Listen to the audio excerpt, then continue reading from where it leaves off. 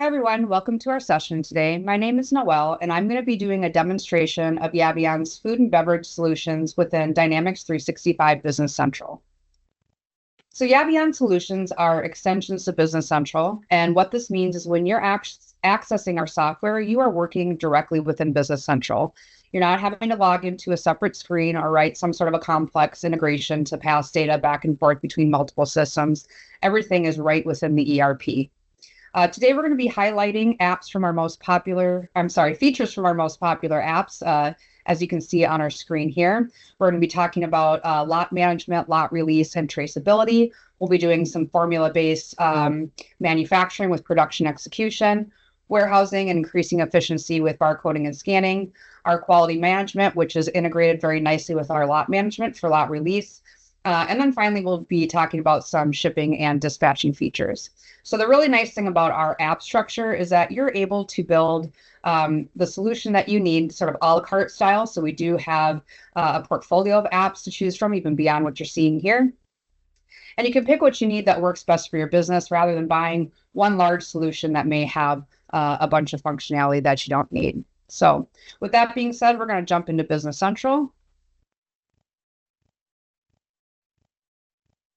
And we're going to start out today on our inventory summary screen. Our inventory summary is a really nice overview of all the inventory that we have on hand broken out at that lot level. So as you can see here, I can see my item, my lot number, what warehouse that item is in, what area of the warehouse it's in, and my quantity on hand. And as I continue to scroll to the right here, you're going to see this load carrier number.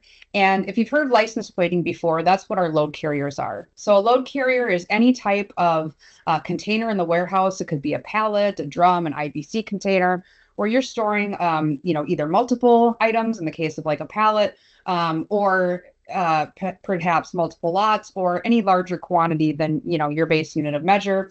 And the advantage of that is you're able to move then this container around the warehouse in one scan. So we're going to get to see that more a little bit later today as we talk about barcoding and scanning.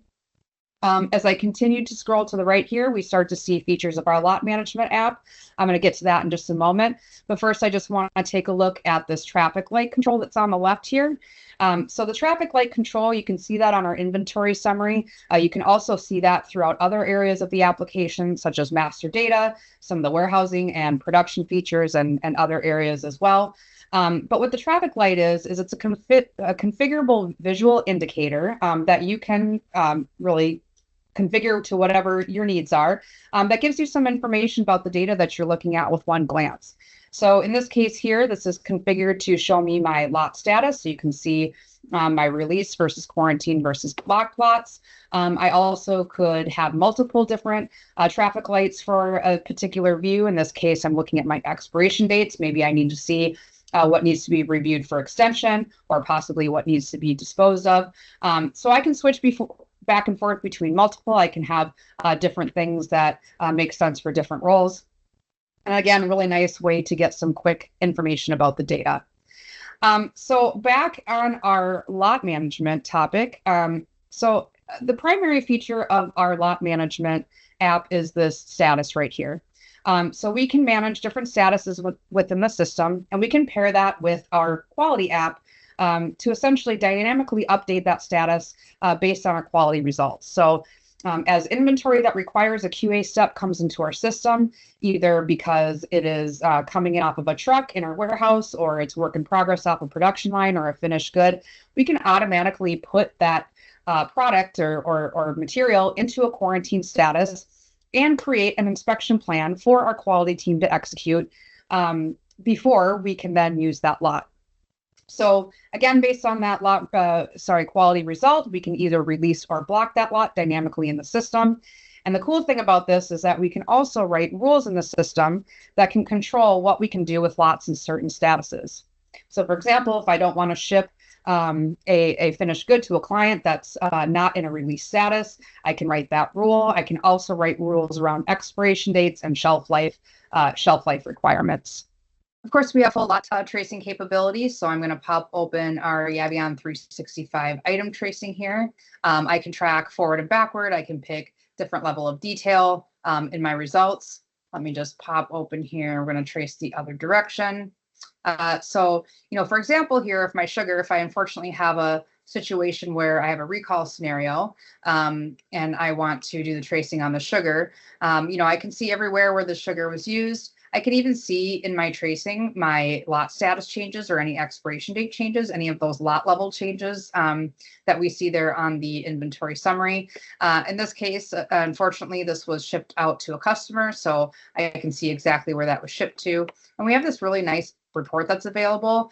When you're in a recall scenario and you need information really quickly, we can very quickly pull up this report, and it tells me exactly where this is in our warehouse, where the sugar is, which warehouse it's in, what lots I have currently on hand, what products it's gone into, and of course, if anything has gone outbound, like a sales shipment.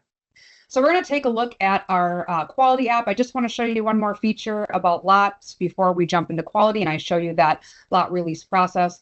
But we also can store lot level features on our items. Or on our lots, I should say. But you've probably heard of item attributes before if you've worked in BC.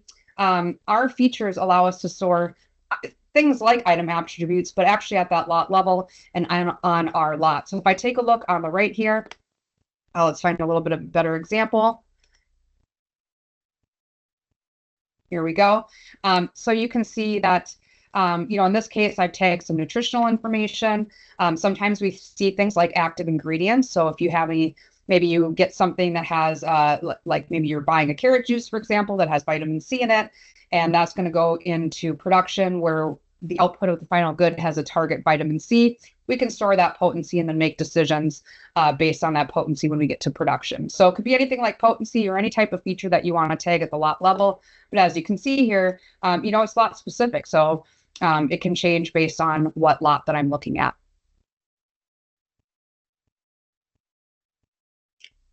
So back on our inventory summary here, we're going to take a look at this lot here, this Yaveon cookie, lot number 19, that's in a quarantine status.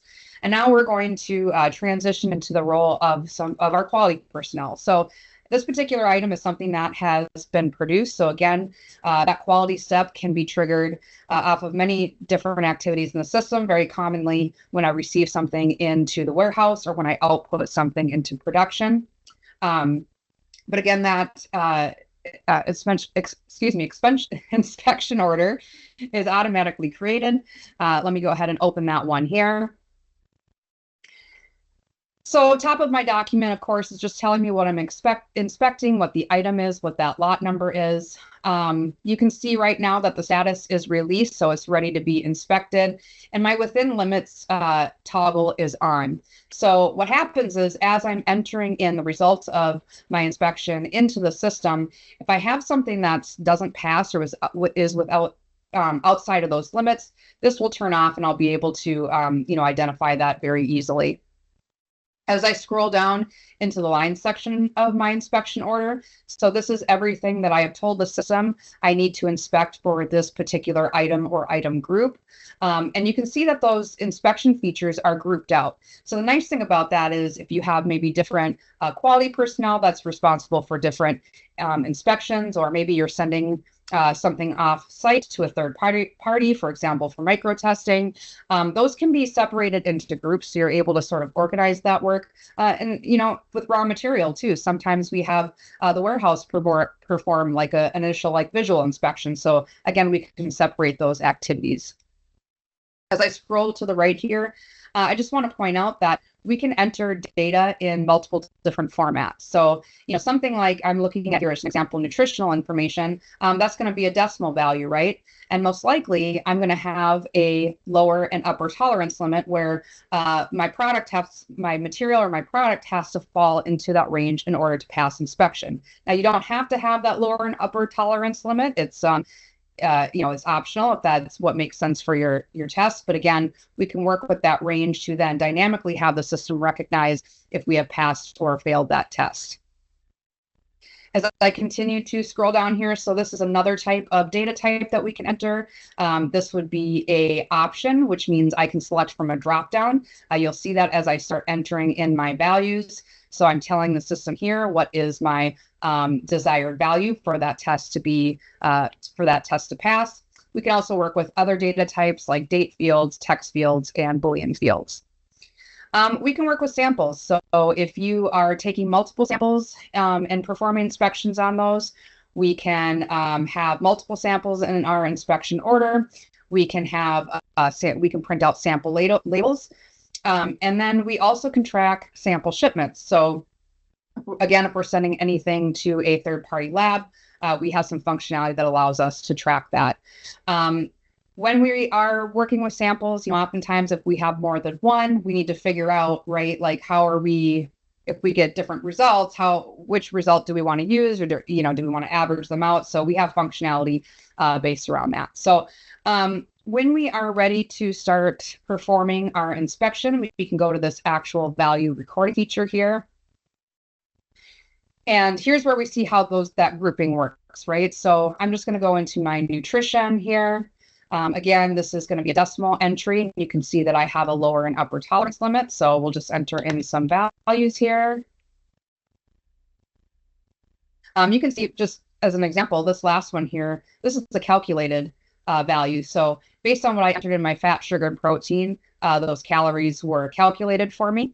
So that's something that we can do as well. I am still within the limits of my inspection. Let's go ahead and enter in some more values. So here's where we have that option value here. You'll see that I can select from a drop-down and pick my test result. And let's just go ahead and pick a failed result here. So when I pick that failed result, now you're going to see that within limits turned off. So let me just enter in my last values here so that I can finish up my order. And, as I mentioned earlier, sometimes the warehouse will enter in some of this data as well. So we do have features and functionality that will be coming out on our mobile device. You'll get a chance to see our mobile device here in a minute and what that looks like. So that will be out this year, Q1 of 2026. Okay, so after I've entered in all of my values, you'll see that my status updates to inspection finished. So I'm going to go ahead and finish this inspection. Again, I'm outside my limits, and we are working with lot number 19. So when I finish that, I could open up my finished inspection order, but we're going to just continue on for today.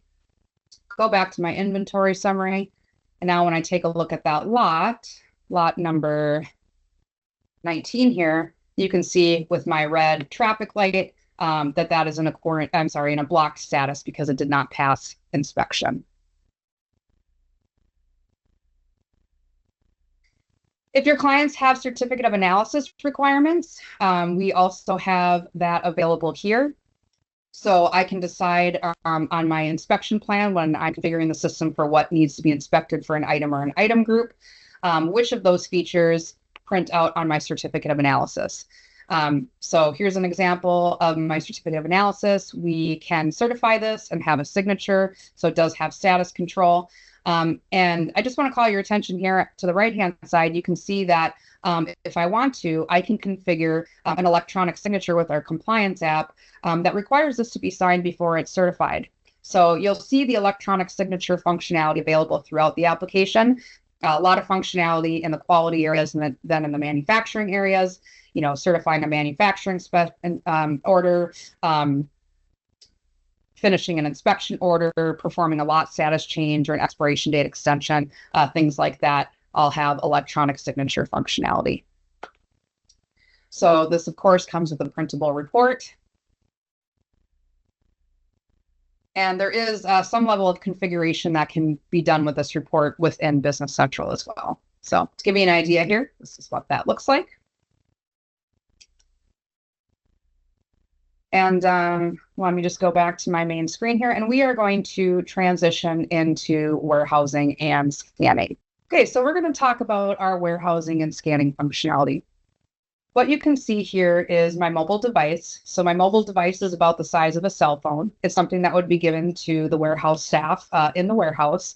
And the benefit of this is essentially this is a little miniature Business Central right in my hand, right? So I can perform warehouse functions and movements, inbound transactions, outbound transactions in real time. And it's designed to be very simple, right? So just a couple of quick dialogues for your warehouse staff, not very transactional heavy. So this functionality is in partnership with Tasklet. As you can see here, we can do all of our typical warehouse activities. We can do receipts, putaways, picks, and shipments. We can do physical inventories. We can do queries, plan moves, unplanned moves. And one thing I just want to talk about quickly here is, you're seeing all the functionality that's available. But of course, for the individual, we can customize this or configure rather the screen so that they're only seeing the functionality that would pertain to the particular role. So, somebody in the receiving area, for example, doesn't have to have the production, consumption, and output icon on their screen. So I'm going to show you how to execute a couple of the features in here. We're going to do a warehouse receipt. So I'm going to go into my receiving. And I'm going to do an example of a warehouse receipt to a load carrier. Now, you don't have to use load carriers in your warehouse. You only need to use those if they make sense for you. So we have environments where everything's a load carrier. We have environments where everything's loose stock. And then you also can mix and match. So you don't have to put something on a load carrier, but I want to show you what that functionality looks like for us today. So essentially, as the product comes into my warehouse, a lot of times it's going to have an item label on it from my vendor. So I can go ahead and scan that item label. If I don't have an item label, of course, I can select from that drop-down list. Typically we'd have more than one PO on there.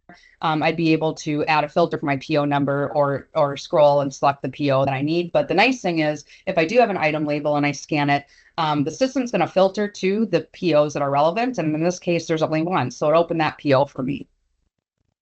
I'm going to select the item that I'm receiving. And here for my lot number, in my instance, I want the system to assign it. So I'm going to bypass this. I'm just going to hit forward. The system has now assigned a lot number for me. And now here I can enter an external lot number. So as I was saying earlier, if you want to have your own lot number system, but then still maintain your vendor lot number, you have the flexibility to do that. So we'll just enter in a vendor lot number here. We can enter my quantity. So I'm going to receive all 1,000 that's on my PO. And then here's where I can choose to put it on a load carrier. So it's asking me my package type. This one is going to go on a pallet. We have that defaulted. And then I'm going to say how many are going to go on a pallet. So in this case, we'll just put all 1,000 on one pallet. But of course, if I had put, 500, I would get 2 pallets. So we'll go ahead and accept that.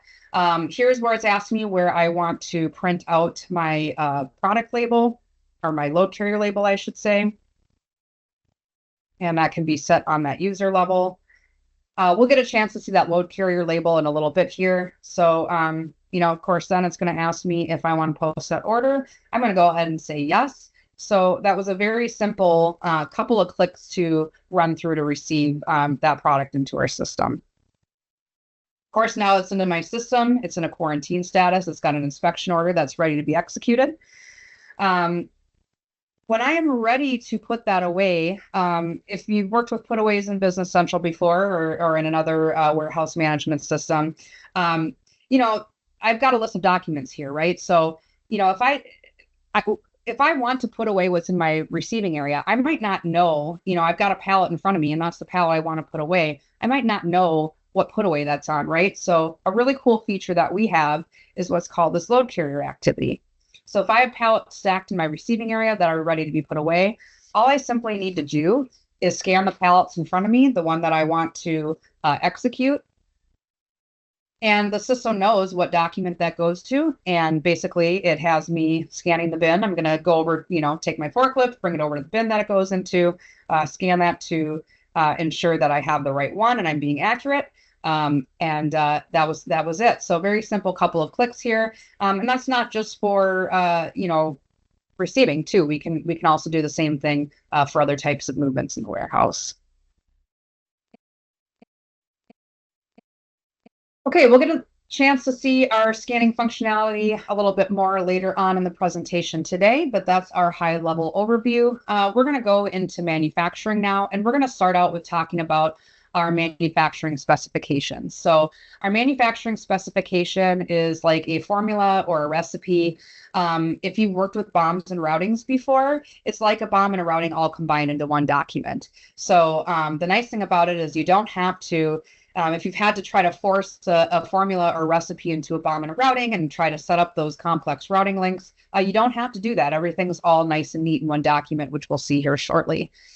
So what I'm showing you here is that, of course, we support a multi-level recipe or BOM structures. So here we have Yavi cookies. That's what we're going to be making today. And in those Yavi cookies, I'm going to be putting sprinkles on them. And those sprinkles are also produced in my warehouse.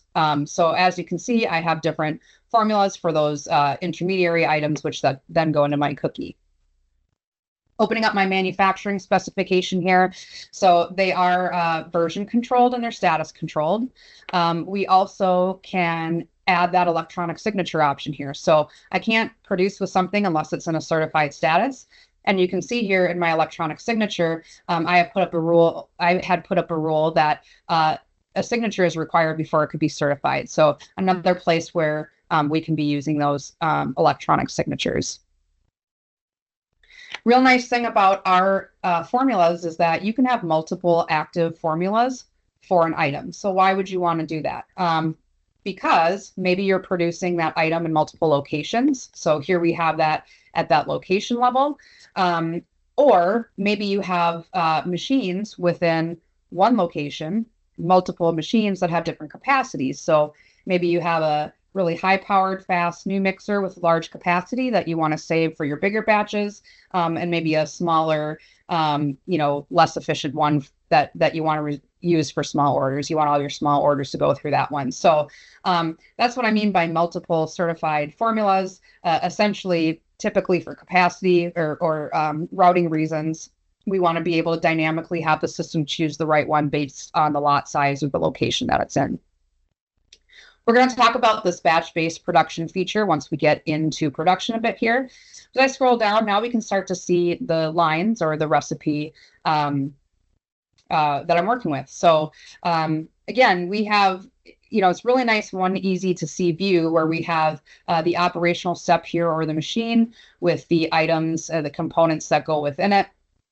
There are tons of features and functionality in here. We're going to keep it super high level today. But what I want to show you is that, we can, of course, enter in our recipe by quantity or by proportion. We can work with fillers and active ingredients. So again, as we were talking about when we were discussing lot management, if you have an item that has a potency and we need to change the amount real time in production based on the potency, we can set up the system to help us do that. So again, scroll to the right, just tons of features here. We do have, as you can see here, these setup and run times. This feeds into our scheduling and some of our costing functionality. When I say ours, I mostly mean Business Central's, but it works really nicely with those features that Business Central has to offer. So I'm going to scroll down here, and one last thing I just want to talk about on this manufacturing specification is the Yaveon 365 joint production. So if you have a scenario where you are producing multiple items in one, for one production, you have co-products or maybe you have byproducts, this allows us to set that up. We can have any number of co-products or byproducts that we need. And the real nice advantage of this functionality as well, of course, when I get to production, I have one production order for all of my products and for my products and all of my co-products. But also, I'm able to control the costing and how I want to distribute that costing amongst my products and co-products. So, we have some pre-configured costing mechanisms, and we also have a costing mechanism that just allows you to basically manually input how you want to spread those costs. So that's really cool as well.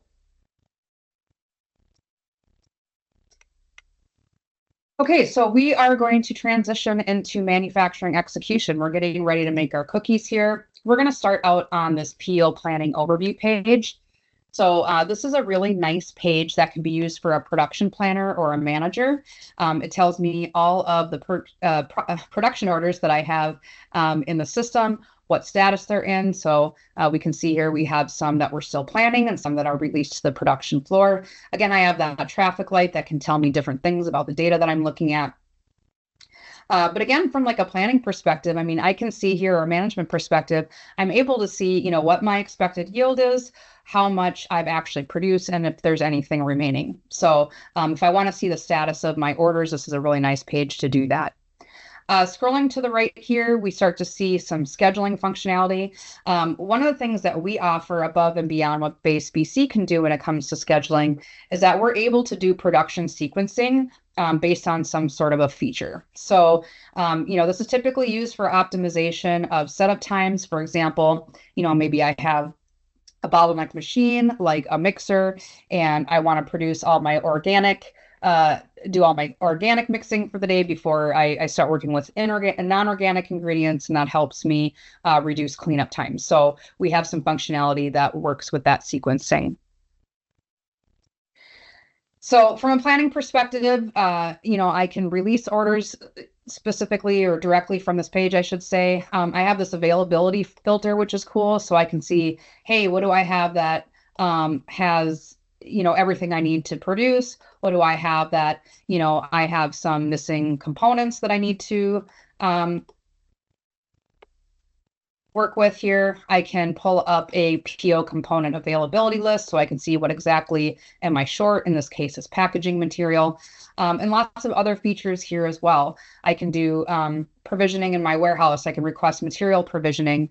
I can take a look at my components, my routings.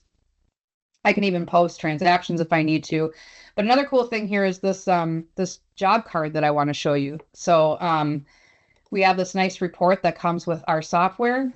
This is a job traveler report. So you can see here that it's a production order with a scannable barcode. This comes into play later when I'm doing consumption and output, if I want to do that live on my shop floor. You can see back on my recipe, I can put notes about the recipe. I can also put some manufacturing instructions in there that's going to print out.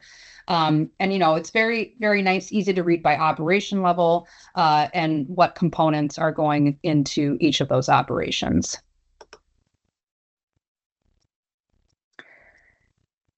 Moving into our release production orders, when we're ready to execute production here, I'm going to pop into my release production order.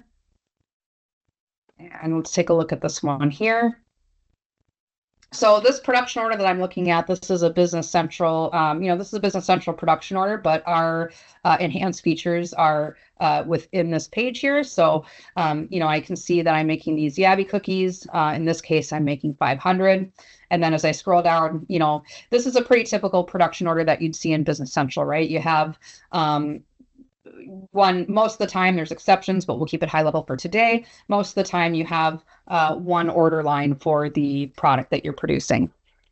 Now, I just want to show you here quickly, we're going to look at the same, we're going to be making the same thing here, these cookies, but this time we're making a larger quantity. So if you're making large quantities and you're doing batch-based production, we have some functionality here that will help us break up that entire production order into these different batches. So that allows us to treat each one of these batches individually. When it comes to material provisioning, when it comes to consumption and output, again, we can treat those each individually as their own batch, but manage it all within that same production order. So going back to, we're going to just work with this one for today. So looking at our 500 Yaveon cookies,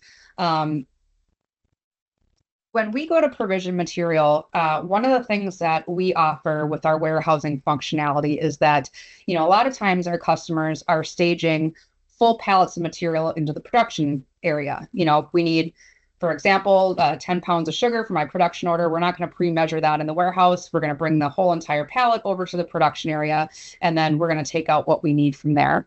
So we have something that's called a production provision. It's very much like a production pick, but it has a lot more functionalities available with it. So the nice thing about the production provision is I can tell the system to automatically round up to a full pallet or a full container, load carrier, whatever container that I have, and then move that entire thing into the warehouse, into my production staging area, where I can then do my measurement and my consumption from there. And the other benefit of this is, Base Business Central is doesn't handle variability in production very well. Becomes very difficult if you need to consume additional product, especially in a directed pick and put away environment, or anytime you're doing a warehouse pick, you have to do additional things to get the product in there. And I'm just going to show you here. I'm going to stop talking and just show you here how this can be really nice and easy with our functionality. So let's take a look at the warehouse movement.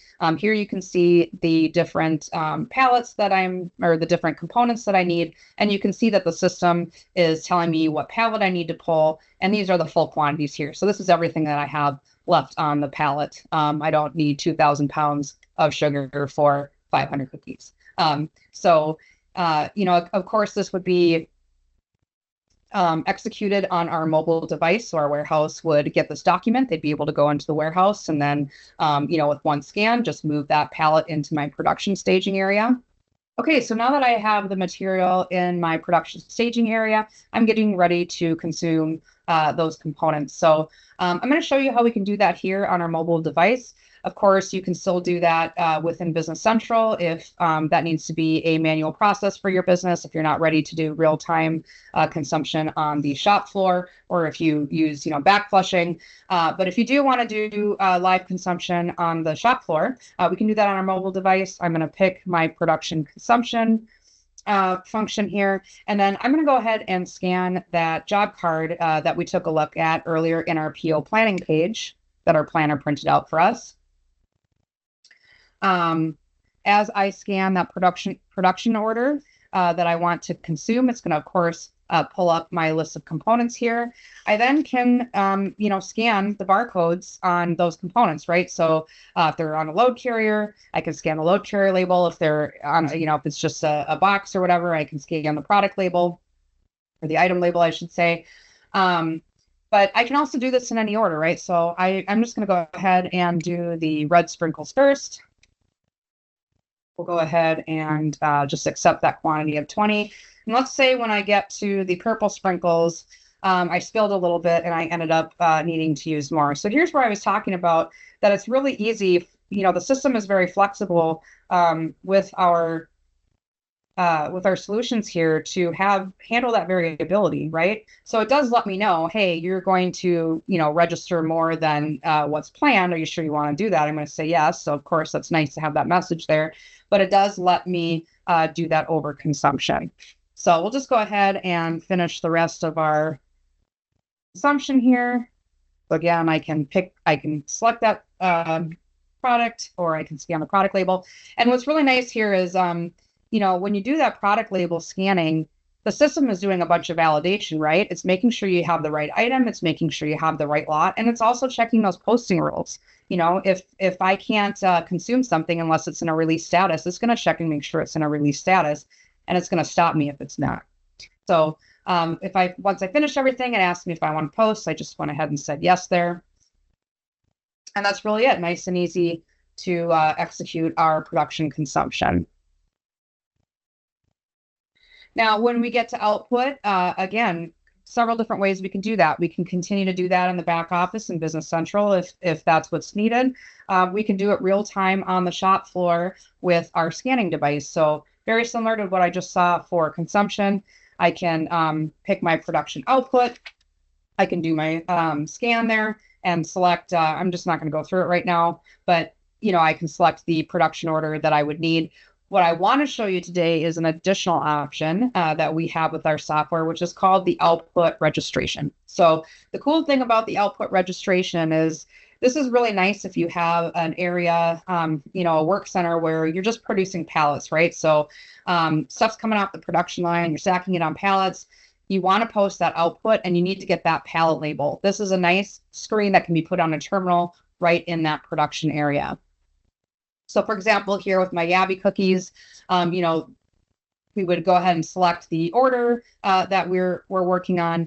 And then here I can say, hey, how many pallets am I outputting? So I'm going to say I'm outputting 2 pallets and I have 250 per pallet. We'll go ahead and post this. And then the system will print a label for me right away. So that can go to my printer And then here, I'll just show you what that load carrier looks like. So I did promise we get to see that today. And here is our load carrier label. All right, so now that we have produced all of our cookies, we're ready to ship them. Of course, Business Central works with warehouse shipments. We add some additional features on top of that. So going back to my main Business Central screen here, we're going to start at the Warehouse Shipment Control Center. So really nice planning tool for the back office. This is a list of all of the warehouse shipments that we have in our system. You can see that we can see the shipment date here, so we can do some planning based on what's coming up. Again, we have those traffic light rules, so we can configure those to tell us some different things. It will tell us as well, have we partially picked it? Do we have availability to pick? So do we have everything that we need to fulfill this order? That's a really nice feature there. And then we can create warehouse picks directly from here. So we could select the shipment that we want and execute that create pick function. So when we're ready to execute our warehouse pick, that's something that we can do here on our mobile device. So you see I have the pick functionality here. Of course, if I'm not working with load carriers, I'm just picking loose stock, we can support that, right? We also can support the picking of a full load carrier. So you can see on my pick here that I have two products that need to go to the shipping area. I have a chocolate cake. That chocolate cake is on pallet 28. And then I have some Yaveon cookies that are on pallet 26. So if I was pulling those full pallets, I certainly could do that. And that load carrier number would carry forward to my warehouse shipment. But in my case today, I just kind of want to show you a special feature where we're going to be doing a partial pick, right? So we're only picking some of the chocolate cake off its existing pallet. We're picking some of the cookies, and we want to put them on a new pallet. So I'm going to select this new shipping unit feature here at the bottom. I'm going to pick the pallet that I am building, or I should say the package type, which is going to be a pallet because I'm building a pallet.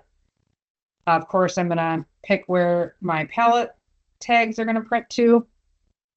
And you're going to see when I've done that, the system has created a new pallet 37, which is pinned up at the top.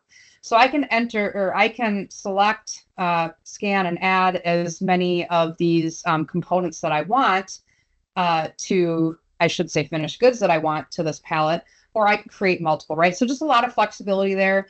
Key thing to understand is that we can partially pick from a pallet and build a new pallet. So I'm just going to go ahead. We're just going to build this one pallet 37. I would scan the chocolate cake where I am taking that from. Of course, if I'm scanning the label, it's already going to pre-fill the lot number and all of that. But I'm just selecting through the prompts for this example. And you can see there, I picked 100 of the chocolate cakes. That's now on pallet number 37. I'm going to go ahead and do the same thing for those Yaveon cookies.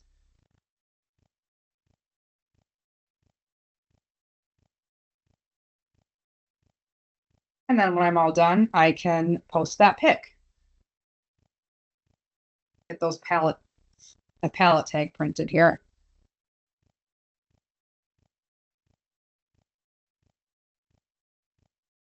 Okay, so from here, now that my product is in the shipping area, I can, of course, just ship it from Business Central. But I also have some additional functionality available to me for planning with dispatching. So if I want to go above and beyond my warehouse shipments here, we can take a look at our ProCM 365 dispatch orders. These dispatch orders tie to warehouse shipments. It can be a one-to-one relationship, or it can be many-to-one. So I actually could, if I wanted to, combine multiple shipments if they're for the same customer's same ship-to address on one dispatch order. The dispatch order is going to calculate my truck space. So if I'm managing my own fleet, or even if I'm scheduling trucks, I can see how much volume that's going to take out. I can plan routes, right? So, these can be pre-planned routes or ad hoc routes based on where I'm delivering to. But I can tie those dispatch orders together and create some additional paperwork related to that. So I think the key thing here that most of our customers get value from if I pull open, addition to that planning and that space, if I pop open this dispatch order, I can print a bill of lading from here. So I'll go ahead and show you that report. Here's our bill of lading. And I also can print an SSCC label. So if I pop into my labels here,